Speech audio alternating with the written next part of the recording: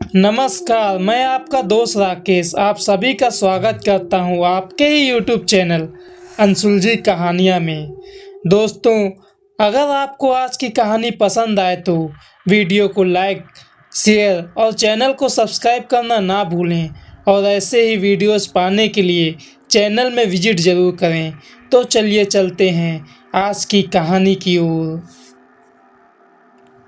इस दुनिया में जितने भी लोग हैं, हर किसी की कुछ ना कुछ कहानी होती है। मेरी भी एक कहानी थी, एक ऐसी कहानी जो डर के एक एहसास की है, एक ऐसी कहानी जो अनसुलझे पहलुओं की है। मैं नीरज और ये कहानी मेरी है। मैं एक छोटे से गांव का रहने वाला था। हर किसी के सपने की तरह मेरा भी एक सपना था, कुछ बनकर दिखाने का। और मेरा ये सपना मुझे शहर लेकर आ गया। मैंने शुरुआत में कॉल सेंटर के एक छोटे से पोस्ट पर काम किया। मेरी मेहनत और लगन ने मुझे उस ऑफिस का मैनेजिंग डायरेक्टर बना दिया। वो पूरा ऑफिस अब मैं संभालता हूँ। मेरे पोस्ट के साथ साथ मेरी इनकम भी बढ़ी और मैंने कुछ पैसे जोड़कर एक घर ले लिया। मैं बहुत खुश था क्योंकि मैंने अपनी कमाई से ये घर खरीदा था। मैं समय के साथ साथ तरक्की करते जा रहा था। मुझे पूरे 5 साल हो चुके थे उस शहर में रहते हुए। मेरा एक शौक था, मुझे किताबें पढ़ना बहुत पसंद था, इसलिए मैं खाली समय में किताबें पढ़ा करता था। मैं तरह तरह की किताबें लाता और उसे पढ़ता। मुझे पुरानी कहानियाँ, राजा महाराजाओं की कहानियाँ, भूत पिशाचों की कहानियाँ जैसी कहानियाँ पढ़ना अच्छा लगता था, इसलिए मैं अक्सर बुक सेल में चला जाया करता था और बहुत सारी किताबें लेकर आता था। एक दिन ऑफिस में छुट्टी होने के बाद मैं किताबों को खरीदने के लिए बुक सेल में चला गया। मैं अपनी पसंद की किताबों को ढूंढने लगा। वहाँ पर मैंने कई किताबें देखी, लेकिन मुझे कोई भी किताब पसंद नहीं आ रही थी। कुछ किताबों को तो मैं पहले ही पढ़ चुका था और कुछ किताबें मुझे पसंद नहीं आई, इसलिए मैं वापस घर जाने लगा। तभी मेरी नज़र उस दुकानदार के पीछे रखे एक किताब पर गई। वह किताब मुझे कुछ इंटरेस्टिंग लग रहा था। मैंने उसके कवर पेज को पढ़ा। उस कवर पेज पर लिखा था, श्रापित अनामिका। मैंने उस दुकानदार से वो किताब मांगी। उस दुकानदार ने मुझे वो किताब दिया, लेकिन हैरानी भरी नज़रों से वो उस किताब को देख रहा था। मैंने पूछा, क्या हुआ? उसने कहा, कुछ नहीं। फिर मैंने वो किताब खरीद ली और उस किताब को लेकर घर आ गया। रात हो चुकी थी। मैंने खाना खाया और उसके बाद मैं वो किताब पढ़ने लगा।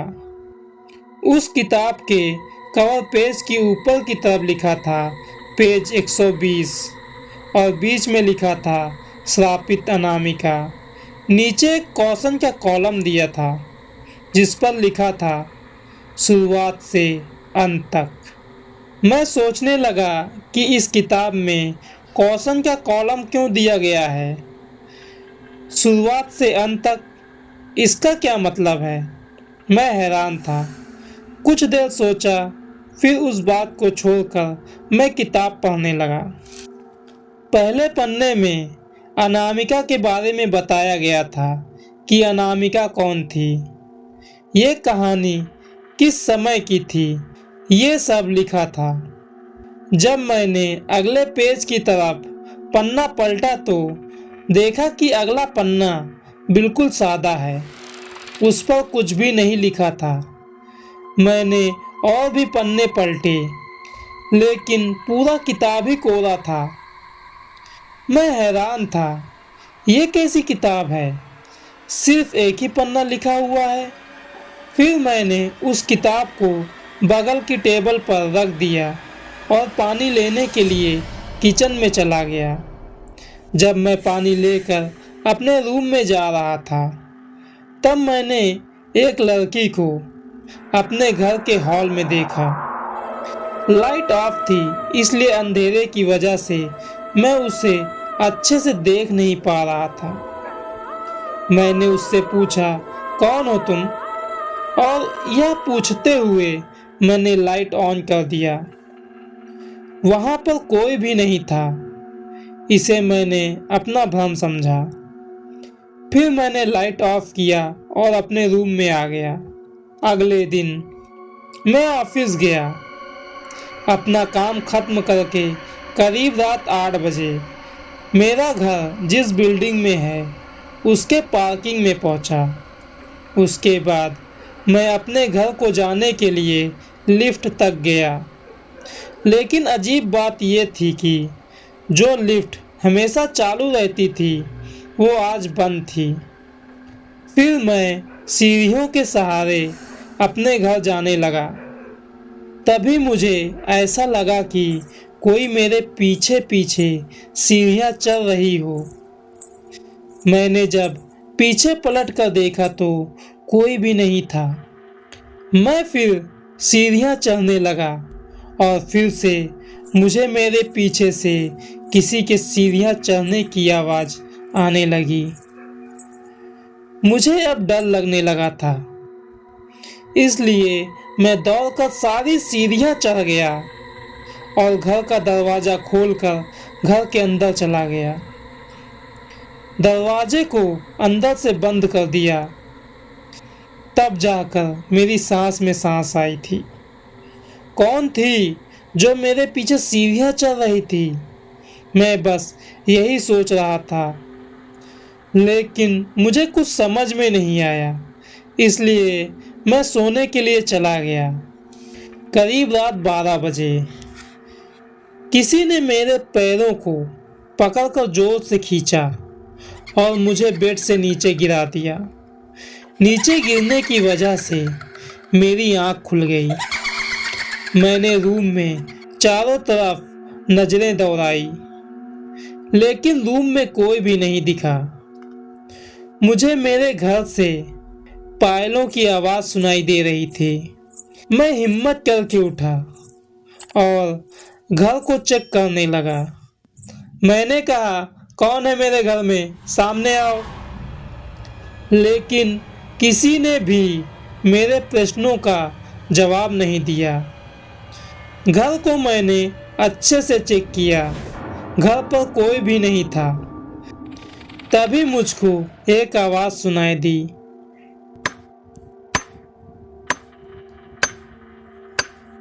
ये आवाज़ अचानक होने की वजह से मैं चौंक गया। फिर मैं आवाज़ का पीछा करने लगा। ये आवाज़ तो मेरे रूम से आ रही थी। मैं घबरा गया। पता नहीं कौन है मेरे रूम में। मैंने धीरे से अपने रूम का दरवाज़ा खोला और झांक कर देखा। रूम में कोई भी नहीं था, लेकिन वो ठक ठक की आवाज़ अब भी मेरे रूम से आ रही थी। मैं रूम के अंदर चला गया और चारों तरफ देखने लगा कि आवाज़ कहाँ से आ रही है। तभी मेरी नज़र उस किताब पर गई। वो आवाज़ उस किताब से आ रही थी। बहुत ही अजीब था ये। मैंने उस किताब को उठा लिया और वो आवाज़ एकदम से बंद। मैंने उस किताब को यह देखने के लिए खोला कि ये आवाज़ इस किताब से कैसे आ सकती है। मैं उस किताब के पन्ने को पलटने लगा। उस किताब का दूसरा पन्ना भरा हुआ था और आगे का पन्ना अब भी सादा था। उस दूसरे पन्ने पर श्रापित अनामिका की आगे की कहानी लिखी हुई थी। मैंने उस पन्ने को पूरा पढ़ा। उस पन्ने पर अनामिका की कहानी की शुरुआत लिखी थी। फिर मैंने उस किताब को उसी टेबल पर रख दिया और बेड पर लेट गया। इन सभी घटनाओं के बारे में सोचता रहा। मैं कब सो गया मुझे पता ही नहीं चला, और जब मेरी आंख खुली तो सुबह हो चुकी थी। मैं हमेशा की तरह ऑफिस चला गया और अपना काम निपटा कर रात को घर आ गया। जब मैंने अपने घर का दरवाज़ा खोला तो मैंने देखा कि एक काला साया एक रूम से निकलकर दूसरे रूम में गया। मैं दौड़कर उस रूम में गया जिस रूम में वो काला साया गया हुआ था, लेकिन मुझे उस रूम में कोई भी साया या कोई भी इंसान नहीं दिखा। मुझे अब यकीन हो चला था कि मेरे घर में कोई भूत या चुड़ैल का साया है। यह सोचकर ही मैं बहुत डरा हुआ था। मैं डरते हुए जाकर बेड पर लेट गया। मुझे नींद नहीं आ रही थी, बस मैं यही सब सोचकर डरे जा रहा था। तभी एक आवाज आई।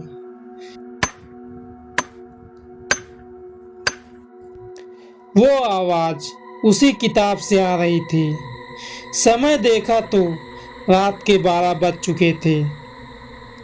जब मैंने उस किताब को खोला तो उसका तीसरा पन्ना भी भर चुका था। ये उसके आगे की कहानी थी, और उस किताब को टेबल में रख कर सो गया। अगले दिन सुबह मेरी आँख खुली। मैं ऑफिस चला गया। हमेशा की तरह मैंने अपना काम निपटाया और रात को घर चला आया। दिन में सब कुछ नॉर्मल रहता था, लेकिन रात होते ही वो भयानक घटना होना शुरू हो जाती। जब मैं मेरे घर की बिल्डिंग के लिफ्ट में था, तब मुझे एक लड़की की आवाज़ सुनाई दी, नीरज, नीरज। मैं लिफ्ट के अंदर चारों तरफ देखने लगा। मेरे अलावा और कोई भी नहीं था उस लिफ्ट में। डर की वजह से मेरी सांसें चढ़ने लगी थी। तभी फिर से उसी लड़की की आवाज़ आई, नीरज, नीरज। मैंने चिल्लाकर बोला, कौन हो तुम? तब एक आवाज़ आई, अनामिका। अब मैं उस लड़की को लिफ्ट में लगे शीशे पर देख पा रहा था। उस लड़की का चेहरा बुरी तरीके से डैमेज था।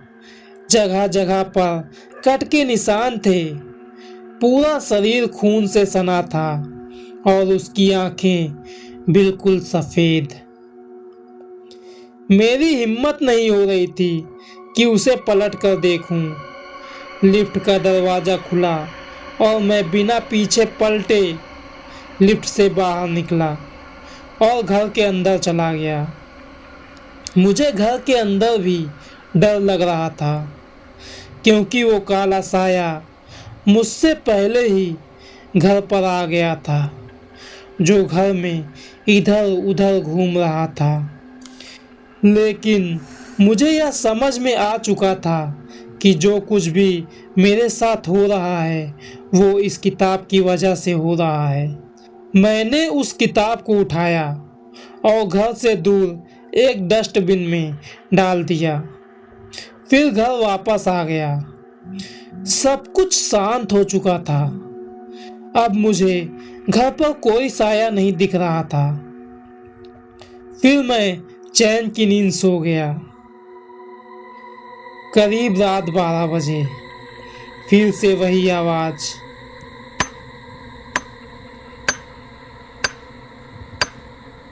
उस आवाज़ को सुनकर मेरी आँख खुल गई और जब मैंने उस टेबल को देखा तो वो किताब उसी टेबल पर रखी थी। मैं हैरान हो गया था। इसे तो मैंने घर से दूर फेंक दिया था। ये यहाँ कैसे पहुँचा? मैंने उस किताब को उठाया और वो ठक ठक की आवाज़ आना बंद।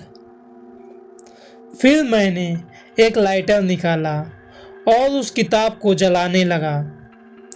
वो किताब जल ही नहीं रहा था। तभी एक काले साये ने मुझे उठाकर जमीन पर पटक दिया। किताब एक तरफ गिर गई और मैं दूसरी तरफ। उस किताब से फिर से वो ठक ठक की आवाज़ आने लगी। मैं जानता था इसका अगला पन्ना भरा जा चुका होगा। मैंने जल्दी से वो किताब खोली और चौथा पन्ना पढ़ने लगा। ये उसकी आगे की कहानी थी। मैंने उस किताब को उसी टेबल पर रख दिया और बेड पर लेट गया। कुछ देर बाद मुझे नींद आ गई और मैं सो गया। लेकिन आज मुझे सपना बहुत ही बुरा आया था। अगले दिन मैं ऑफिस नहीं गया। मैं तांत्रिक को ढूंढने लगा। यह भूत प्रेत का चक्कर है। कोई तांत्रिक ही मुझे बचा सकता है। मुझे एक तांत्रिक मिल गया। लेकिन अजीब यह था कि जब मैं तांत्रिक के पास गया तो उसके सामने मैं कुछ बोल ही नहीं पा रहा था। उसे कुछ बता ही नहीं पा रहा था। वो तांत्रिक मुझसे पूछता रहा कि क्या परेशानी है, लेकिन मैं कुछ भी नहीं बोल पा रहा था। मैं उस तांत्रिक के घर से बाहर निकल आया और मैं उस दुकानदार के पास चला गया जहां से मैंने वो किताब खरीदी थी। मैंने उस दुकानदार से पूछा, वो श्रापित अनामिका वाली किताब तुम कहाँ से लेकर आए हो? तब उसने कहा, मैं वो किताब लाया ही नहीं। पता नहीं कैसे वो किताब मेरी दुकान में आ गई। मैं खुद हैरान था उस किताब को देखकर। उसके बाद उस दुकानदार ने पूछा, लेकिन आप उस किताब के बारे में क्यों पूछ रहे हो? मैं उसे सब कुछ बताना चाहता था, लेकिन मैं बोल नहीं पा रहा था। मैं उस किताब के बारे में कुछ बता ही नहीं पा रहा था। फिर मैं वापस अपने घर आ गया। उसके बाद मैं कुछ बोल पाया था। मैं पूरा दिन यही सोचता रहा कि अब मैं क्या करूं। तब मैंने एक फैसला लिया कि मुझे अब इस घर को छोड़ देना चाहिए। मैं अपने दोस्त के घर चला गया। मैंने उससे कहा कि आज मैं तेरे साथ ही तेरे घर में रहूँगा। वो भी मान गया था। मैं अपने दोस्त के घर इसलिए गया था ताकि मुझे नया घर ढूंढने के लिए कुछ समय मिल जाए। रात को मैं उसके घर में ही सो गया। रात के 12 बजे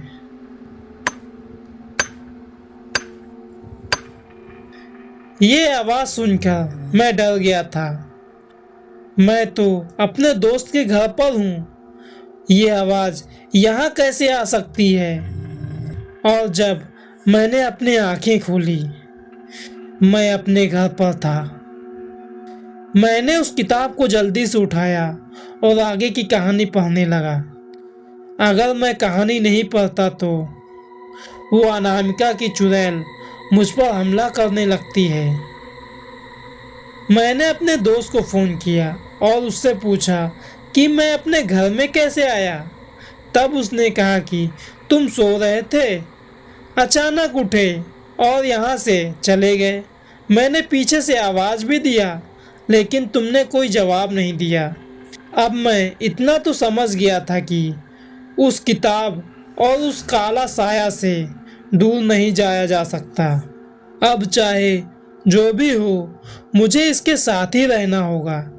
ऐसे ही मैं रोज अब इस किताब का एक पन्ना पढ़ता और वो श्रापित अनामिका का साया दिन ब दिन और भी प्रखर होती जा रही थी।